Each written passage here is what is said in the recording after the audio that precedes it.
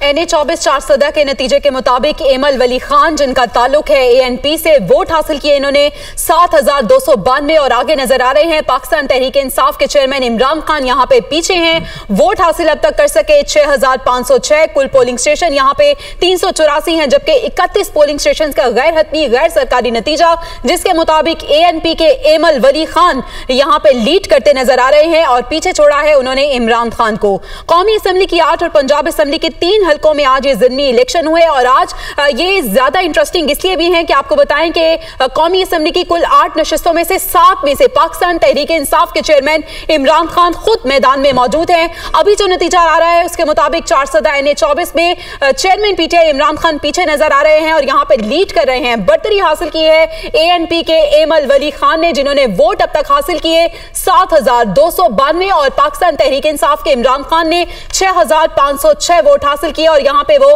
पीछे नजर आ रहे हैं।